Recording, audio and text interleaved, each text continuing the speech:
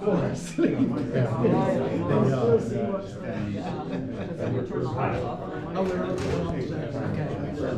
Right. Okay, the camera's working now, Jim, so we're all set. Okay, thank you. Thank you.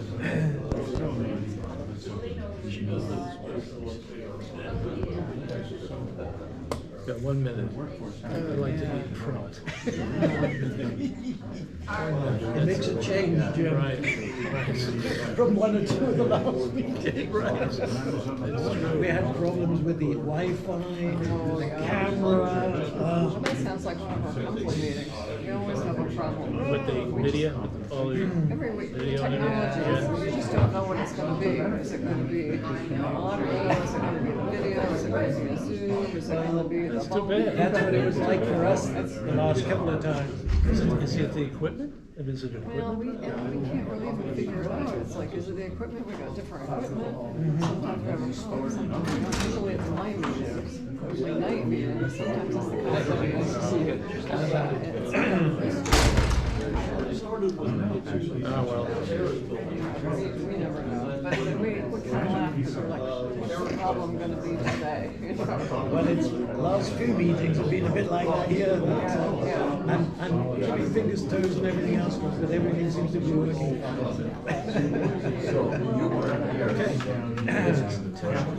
Okay.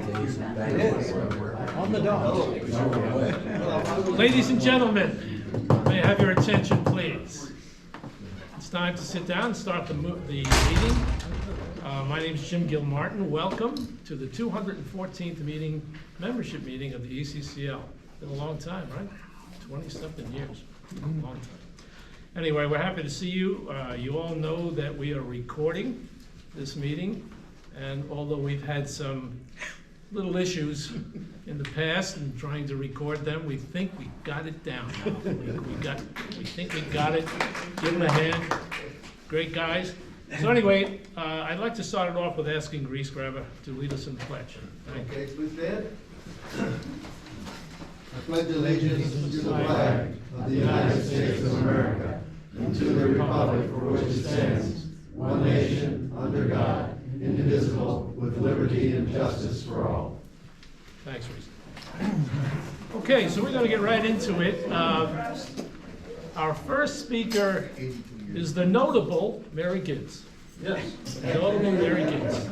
Mary's been with us for a long time, top notch. We stole her from the Lee County and brought her into Estero, and she's been doing a great job. She has been a director in the village since 2015, and she was previous director of Lee County Community Development for 23 years. Mary's a very experienced woman. She's a nationally certified planner and has worked in local governments in Florida since 1977.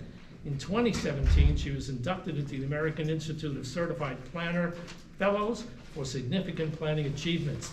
Mary will discuss the development activity in Estero, and I know you're all waiting to hear.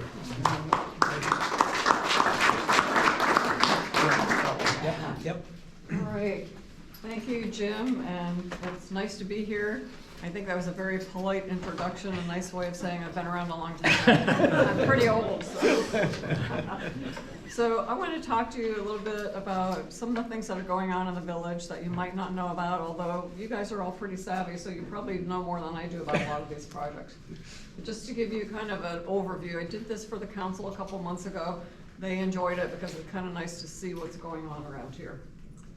So I want to talk about what projects have been completed recently, some of the things that are coming up, some of the things that are pending projects in the future that there's rumors about that you may have heard, just to give you kind of that big picture overview. So we'll start with the map, which you can't really see, but anyway, that's Estero. You know because you're here. Can you see better like that? Is that Hey. better? And can you hear me? Can everybody hear me? Because sometimes I'm not very loud. Okay, so let's talk about a couple of projects that have been completed somewhat recently. We're going over to Corkscrew Road, east of Three Oaks Parkway, and we had an auto zone and a Houck dermatology building. They have been constructed now, and just to see, this auto zone building was reviewed by our design review board. The zoning was approved by Lee County.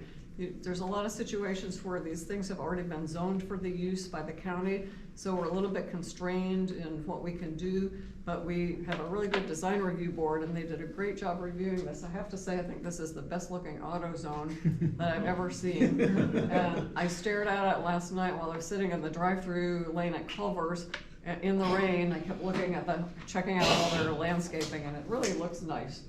And then right down a couple lots away is the Houck Medical Building, which also was reviewed by our design review board. It was really a beautiful building. Dr. Houck has moved in there, and I think they're leasing out some space on one of the floors. And it's just, you know, when you look at these buildings and you think about Estero, and the architecture and the landscaping really sets us apart from other places.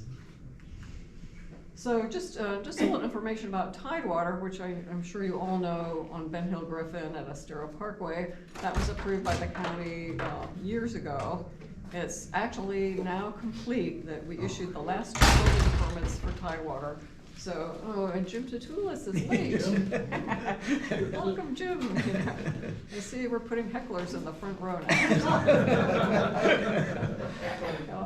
So anyway, Tidewater is now completely built out, which is what I thought was an interesting fact. Now we're moving over to Williams Road and via Coconut Point. There's what we called it Adara, but you know, they always change the name, so now it's called the Reserve at Coconut Point. And those are apartments, about 180 units. This is part of the Coconut Point DRI. These are now built, even though you can see the dumpster in the corner. I think they finally removed that. It was out there for a really long time. But these are, interesting thing about this project is they had a combination of parking under the buildings along with some surface parking. So it makes the project more attractive when you don't have that big sea of parking. So a couple projects that are under construction now. The Coconut Landing, we're way down on Coconut Road now on the west side of US 41. Right next to El Dorado Acres, there was some property that was part of the county, but they came in because they had to get a couple permits from us and a couple permits from the county.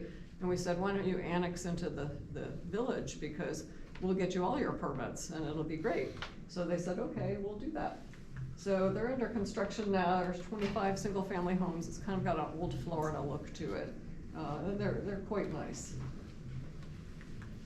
So then we've got this, if you've been out on Corkscrew Road, you know, with the construction, it's a little bit of a mess right now, but we've got this stock development project, Estero Crossing, that was approved.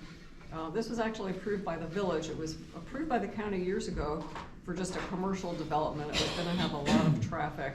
And then Stock bought it, and they came in and said, we'd like to do a mixed use. We wanna do apartments in the back, and we wanna do some commercial in the front. Well, they started at the county, and when the village incorporated, the project came into the village, and it actually took them about 4 or 5 years to get approved because they had a lot of units. The council thought there was too many units on the property, so it ended up getting approved with less height and less units than what they wanted, but I think it's gonna be a really nice project. And right now, the commercial is under construction. So if you can see that what they're building now, there's an Open Stone restaurant that's going in right now, and that's kind of a pizza and different types of food. I did notice on their website, and this is really important,